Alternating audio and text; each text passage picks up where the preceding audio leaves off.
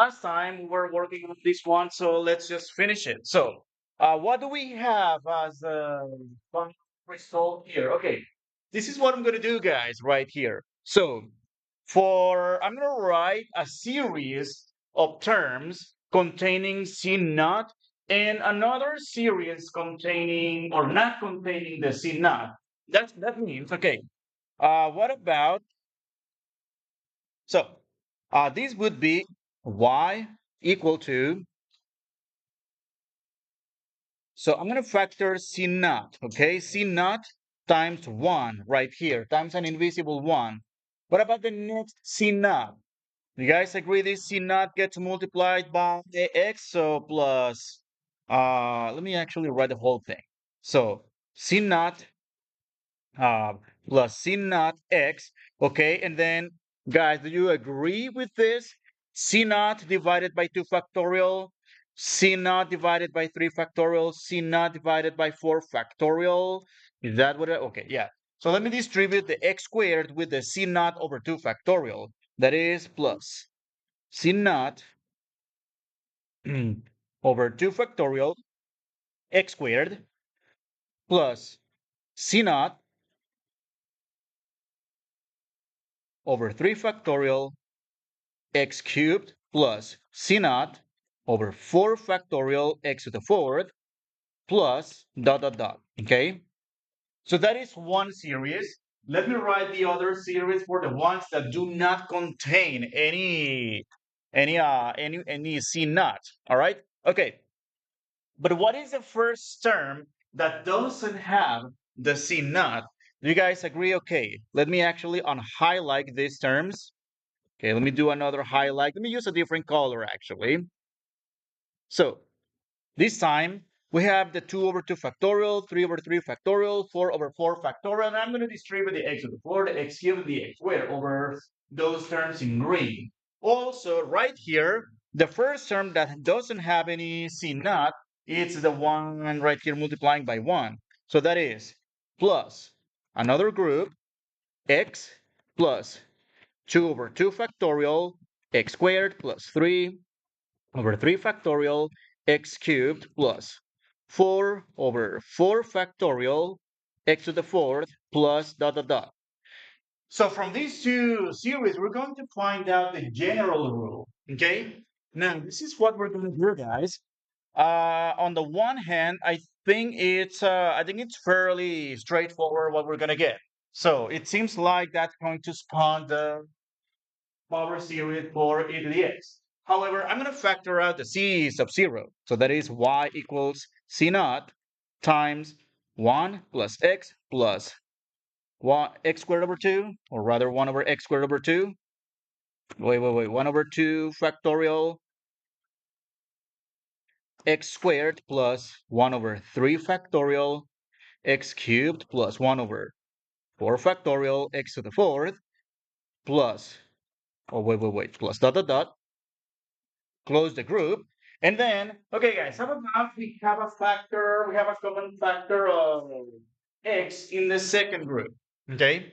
So that means something here, okay? So, um, actually, yes, okay. So in the second group, I'm going to factor x, okay, so plus x times, okay, in this case, that's going to be a 1 plus, do you guys agree that 2 over 2 factorial, that's simply 1? That's an x, right? Plus, how about 3 over 3 factorial? Because, check this out, do you guys agree that 3 factorial is the same as saying 3 times 2 factorial? Okay, so that's gonna leave us with the following: 3 over 3 times 2 factorial, and then because I factor 1 power of x right here, that becomes x squared.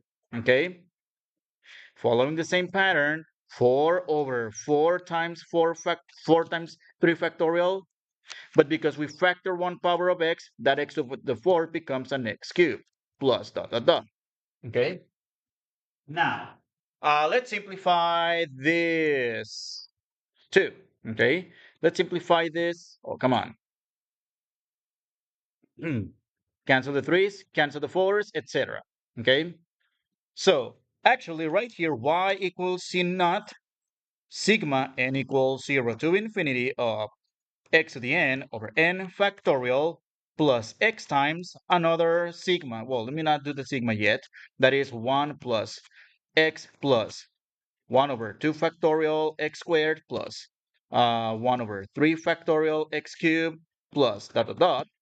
And what is this? Y equals to c naught sigma n equals 0 to infinity of x to the n over n factorial plus x sigma n equals 0 to infinity, also x to the n over n factorial.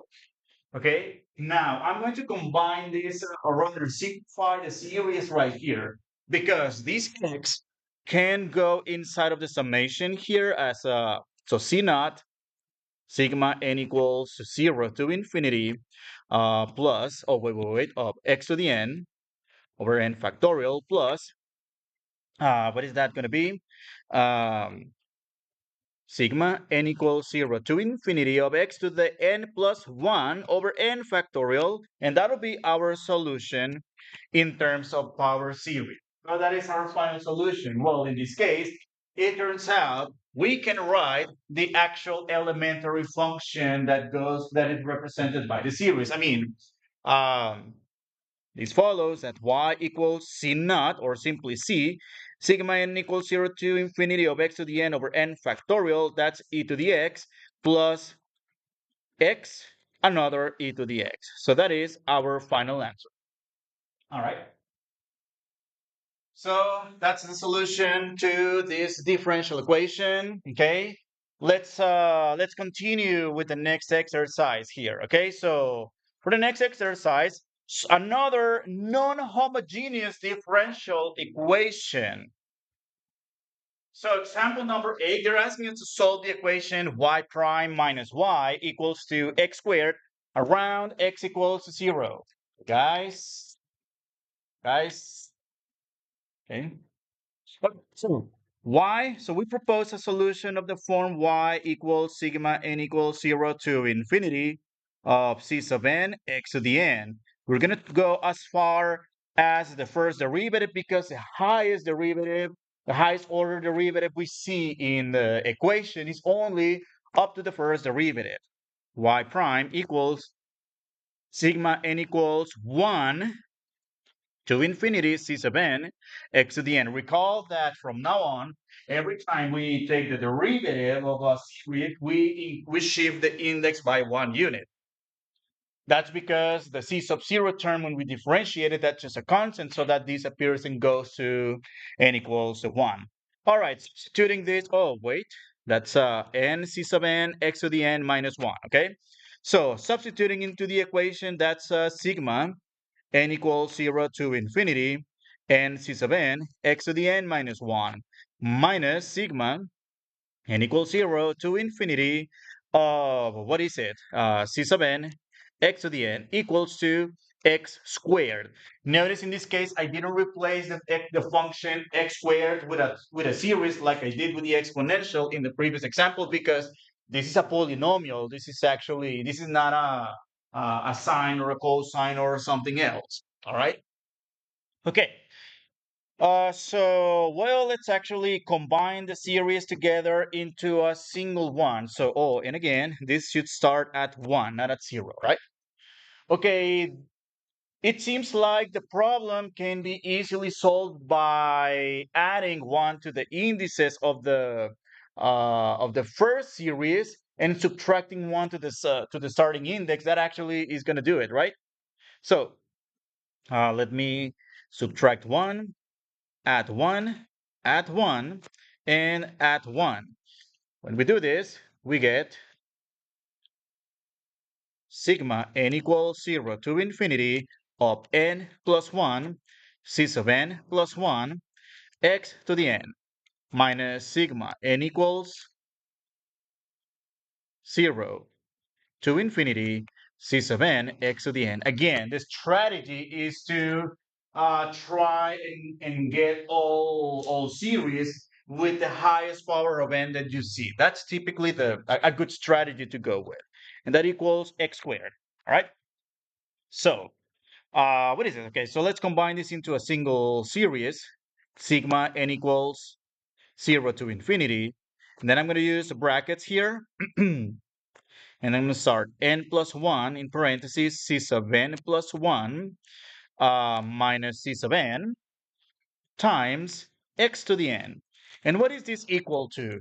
Okay, guys, this time I'm going to write a few terms on the right-hand side because we have a polynomial. Oh, this is x squared, not just x. Okay, so I'm going to start with 0 plus 0x plus 0x, oh, actually plus x squared plus 0x cubed plus dot dot dot plus x to the n plus x to the, or rather 0, x to the n plus 0, x to the n plus 1, etc. Right? So that's how we go. All right, well, we're going to equate these coefficients actually. So guys, here we have a little problem, okay? Because, okay, when we set n plus 1 times c sub n plus 1 minus c sub n equals to 0, uh, actually, I'm not going to set it equal to 0 this time, you know?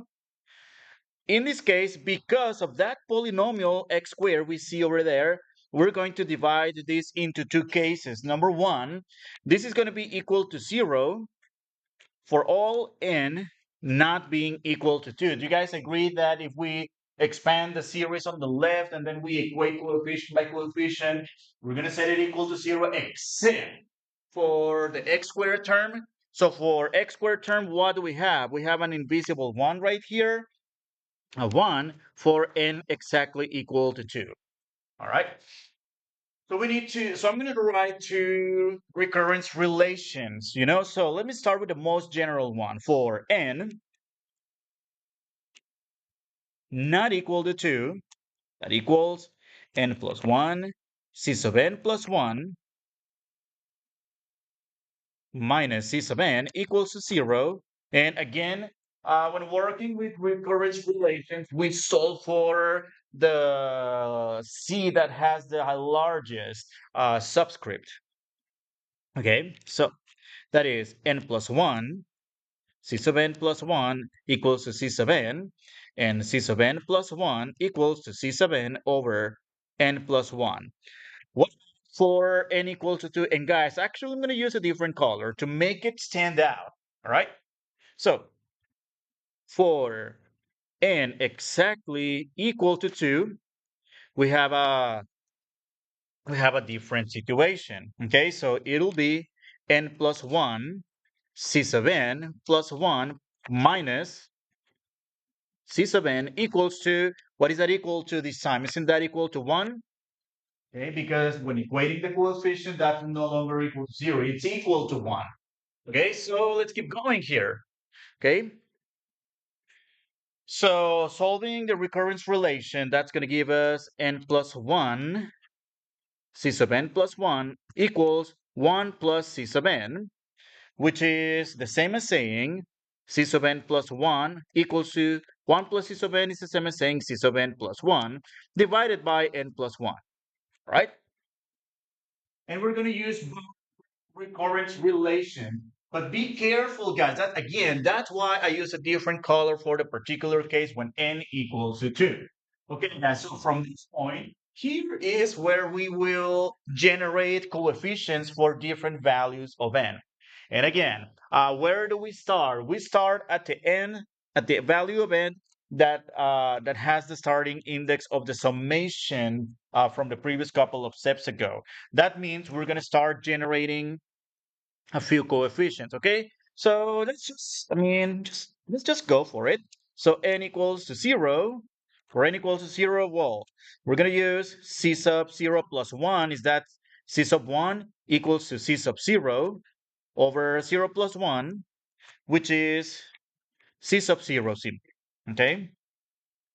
For n equals to 1, okay, that'll be C sub 1 plus 1, is that C sub 2 equals to C sub 1 over 1 plus 1, which is 1 half C sub 1.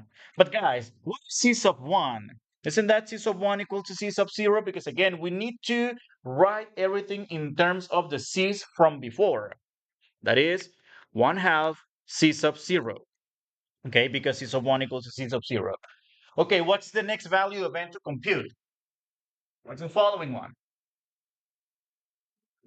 What is that? N equals to 3. So n equals 0, n equals 1. The next one is n equals to 2. But again, I'm going to change color because what do we use for n equals to 2? We have to use another recurrence relation. The one that is actually true for n equals to 2. So that n equals to 2. Okay, that is c sub 2 plus 1, that is c sub 3, equals to c sub 2 plus 1 over 2 plus 1, which is 1/3, okay? Uh, C sub 2 plus 1, okay? Okay, so what's C sub 2 in the end? C sub 2, isn't that 1 half C sub 0? Okay, this would be 1/3 times C sub 2, which is 1 half C sub 0 plus 1, okay? But actually, this is 1 over 1, which is 2 over 2. And that is 1/3, okay? That's 1/3 times c sub 0 plus 2 divided by 2. And this is c sub 0 plus 2 divided by 3 times 2. But do you guys agree that 3 times 2 in the denominator is the same as saying 3 factorial? I mean, just saying. Just in case, maybe there's a pattern to start with. Okay, let me go back to the old color, to blue, to keep generating coefficients for using the recurrence relation where n is not equal to 2. For the particular case where n equals to 2, we have something else right here, all right? Okay, well, let's keep going. So for n equals to 3, equals C sub 4, using the blue recurrence relation, equals to C sub 3 over 3 plus 1, which is 1/4 C sub 3. But guys, what is C sub 3 from before? Isn't that C naught plus 2 over 3 factorial? Okay, so that equals 1 over 4 times C sub 0 plus 2 over 3 factorial. Okay, guys, what about that 4 times 3 factorial in the denominator? Don't these two factors comprise the 4 factorial together? Okay, who knows? Maybe it's useful, maybe not. I don't know. We'll figure it out. We'll see about it. Let's compute a couple more. N equals 4. That equals, that's not equal. That's C sub 5 equals to C sub 4 over 4 plus 1, which is 1/5 C sub 4. But wait, what's C sub 4 from before? Isn't that 1/5 C naught plus 2 over 4 factorial? And guys, again, that 5 times 4 factorial together comprise the 5 factorial. Okay? Yes. So C naught plus 2 over 5 factorial. And I think I'm just going to do one more, all right? Just to have a couple. Let's see. No, I'm not going to do it. Actually, I'm just going to go with, maybe you agree that following the same pattern, n equals to 5, we get C6, which is, the plus 2 over here, it's there all the time. C0 plus 2.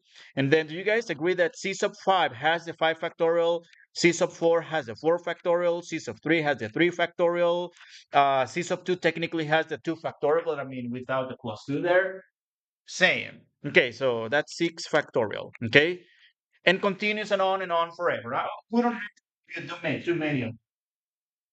Okay, guys, so let's go with writing our solution in series form. Okay, hmm, so y equals sigma n equals 0 to infinity of c sub n x to the n. What do we have? C naught plus c1 x plus c2 x squared plus c3 x cubed plus c4 x to the fourth plus infinitely many terms, all right? Infinitely many terms. Okay. So let's substitute our coefficients. So in this case, notice how these coefficients for n sub 0 through n sub 5, we found by computations, everything is written in terms of c sub 0, right? So that means that's the constant, the undetermined coefficient, you know? So, or the constant of integration that can be calculated using, what's it called? Using some initial condition, you know? Okay, so let's substitute. So y equals to simply c sub 0, which is c sub 0 plus c sub 1. What is c sub 1 plus 1 half c sub 0 plus c sub 2, which is, wait, no, c sub 1, that is c sub 0, c sub 1 is c sub 0, x plus c sub 2, which is 1 half c sub 0 plus, here's where things are going to get a little funky, guys. Okay, so this will be uh plus c, okay, 0, 1, 2, 3, c3, which is c naught plus 2 over 3 factorial. Oh, that's actually x squared plus, and then x cubed plus c naught plus 2 over 4 factorial x to the fourth plus c naught plus 2 over 5 factorial times x to the fifth plus infinitely many terms, right? Okay. Let me rewrite this. C naught plus 2, all right?